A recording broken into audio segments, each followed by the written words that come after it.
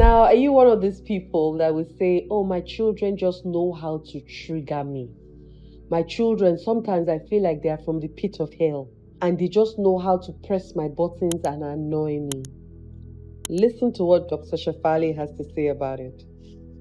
We parents like to believe that our children are master triggerers of us. Like they just know how to push my buttons. They just know how to trigger me. That is not true. That is a lie that we keep repeating to ourselves because we want to make our children the bad ones. Because if we lose our temper and we say that our child triggered us, guess what? We are absolved of the blame. It was the child's fault. Blame the child. The child just knew how to trigger me. Oh, unless we re-examine this whole idea that the other can trigger us, especially a defenseless child, as if their mission on earth is to trigger us. Unless we let go of this belief system, we will continually leave ourselves unexamined. The conscious parent is one who examines not what the trigger is, but why they are being triggered. The what can be anything: a traffic jam, a rotted apple, a storm, a child who procrastinates. The what is any person, place, or thing, but why it becomes a trigger within me is the question we need to ask. And the reason it's always an internal trigger. There is no trigger on the outside. It's always how, the what, the thing on the outside metabolizes a reaction within us. That occurs only because of our own internal baggage, our own emotional story. The person, place, or thing may just be a neutral thing. But because I was having a bad day, because I had a fight with my mother, or because I lost my job, or I didn't get a promotion, now suddenly that thing gets charged. The thing on the outside has the potential to always be neutral. It is how we metabolize it and ignite it from within that makes it a trigger. So therefore, our children never trigger us. They are just being children, and it is we who interpret their behavior based on our emotional narrative that creates the trigger. There you go. Did you hear Dr. Shafali?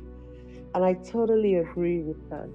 I've said it over and over and over again that a trigger is something that already exists in you, that this new incident has just shown you that it exists, right? It's never from the outside. And like she said, everything is neutral. So it's neither good nor bad. It just is what it is. The car went past, and you then say, why did the car pass the front of my house like that? That must mean that the guy does not have respect for me. Another person, your neighbor, can be looking, oh, that's such a beautiful car. Another person can be saying, oh, that person that drove that car, see his hair. Same experience, but all of us coming up with our own meanings and our own definitions and our own interpretations to it. And that's all it is. So even when our children do things, and I'm so big on children because my child taught me so much about my limiting beliefs. My child helped me to question my beliefs, my nuances, my interpretation to life. She helped me so much because she could question me. I gave her the permission to question me. I did. And so when she would say, if I say, if she comes to ask me, Mommy, can I have this? And I said no, for example, she would ask me why. And one day I sat down and I looked at her, I said, I actually didn't have a reason for saying no. I am just used to saying no. So that moment I became aware of it. And when she will ask me for certain things, I'll say yes for some, I'll say no for some, and I will insist on my no. Sometimes I'll say no and change it to yes after, or say not now, you can have it in an hour, or you can have it in 3 hours or something. But I became more comfortable with saying yes to her because she started to question some of my no's, and vice versa. Some of the things that I would say yes to, I started saying no to because I felt like, okay, I will not be helping her by giving her some of those leeways, let me call it that way. So the truth is that our children can be beautiful teachers to how and who we are on the inside. when you find yourself getting upset that, okay, I've spoken to this child 4 times and the child has refused to go, and then the next thing you do is lash out and slap the child. It's not the child. It's why do you feel like she or he must answer you at all? Why do you feel so? Why do you think that they must leave what is important to them to cater to what is important to you? Because in this situation, it's about you, not about the child. Because if it was about the child, you would say stuff like, when you finish playing with that toy, darling, can you please help me go and bring my bag? But what we do is we say, leave that toy, go and bring my bag for me from upstairs. And my daughter will say, but mommy, you can get your bag yourself. And she's right. I can get my bag myself. But because we're not used to being spoken to that way, and our children are craving for autonomy, our children are craving for being heard and listened to, that we didn't have. So most times, whatever we're fighting in our children is because we didn't have it. So it's almost like a fight to, I didn't have it, so you too cannot have it.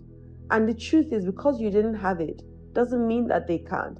And because you also know better, then it means that you should do better.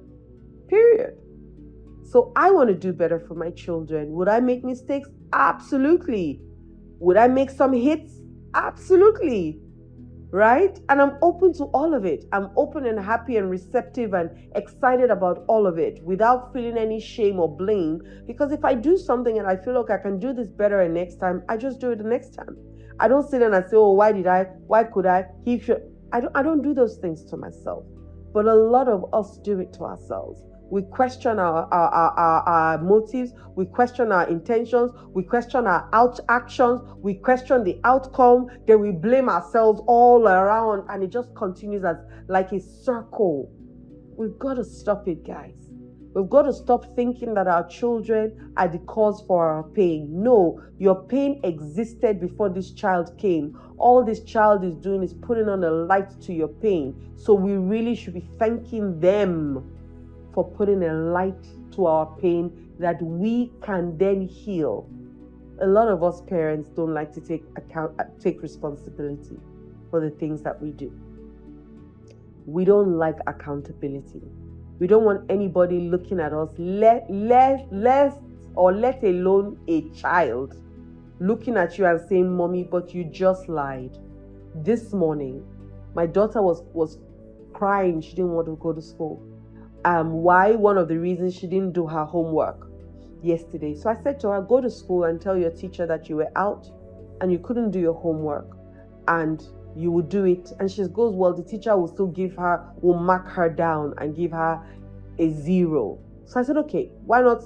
Another option, go and tell your teacher that you were not feeling too well yesterday. She stopped and looked at me and said, but Mommy, that would be a lie. I said, I'm happy you know that. I'm happy you know that. I'm happy you caught that. She said, but Mommy, because you say we should never lie. I'm like, you're very correct. So what are we going to do? We're going to tell her the truth.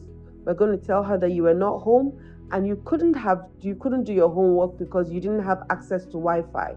And if she does give you 0, then that's fine. You're not going to fail because you got 1-0 from a homework. You've got exams, you've got tests, you've got all of that. So go. And I can ask somebody to speak to your teacher on my behalf to say she should please pardon you that your homework she would receive it tomorrow because you do it when you come back home today. And she looked at me and smiled. Now, what does that say? I could have told her go and lie and she would have been excited about it. Okay, Mommy, let me go and lie, right? But she said, no, Mommy, that's not true. And so imagine if I went through with it and she went through with it. I've just taught her that she can go and lie to people, right? And so when she lies to me, would I then be upset with her for lying to me when I taught her how to lie? Of course I won't. But a lot of us are. We beat them for lying. Meanwhile, somebody comes to look for you. You tell your children, go and tell the person I'm not at home, which is a lie. And then when the child lies to you, you will not beat the child. What have I told you about lying? But Mommy, you lie. Then you beat the child double for now calling you a liar that you are. We've got to do better, guys, for our children's sake. We've got to do better so that they can do better. and then their children can do better and change this generational trauma that we keep passing down. And everything that happens that we're triggered by, lastly again, is that it is a teacher to us knowing ourselves better and figuring out why we were triggered by that thing. I'll leave with one last experience. There's a sentence my husband used to use at a point in our marriage. A woman is meant to submit. In some Bibles, it says subject to a husband. And I used to fight that statement so badly. So one day I sat down and I asked myself, that thing used to trigger me for days. And so this day I sat down and I said to myself, why does this thing trigger you so much? Why? And I realized that when he says submit, I used to hear servant. And I have not worked this hard for any human being born of human to call me a servant. So I was fighting the word that I made submit mean. He just said the sentence, but I made it mean servant, and that he was calling me a servant. I personalized it, and it triggered me so much. And so I sat him down one day and said to him, I need your support in something. You see this sentence? When you say it, this is what I make it mean. So whilst I'm still dealing with what I make it mean, can you help me not use that sentence with me again? Or at least for a bit. And graciously, he adhered to what I asked for, and he gave me that support. And I'm not sure that he has used that sentence in our conversations that we have had in several years, actually. And like I said, graciously, he respected what I asked of him, and he did it. So what are you triggered by today? Can you go deep with him and ask yourself why this thing triggered me so much, and trace it and see whether you can touch it like I did on your own, or if you can touch it like I did with therapy as well, and heal it so that it stops being a challenge for you and you can show up in that same space feeling more supported because you have changed the meaning of it. Try it today. Okay? Love and light.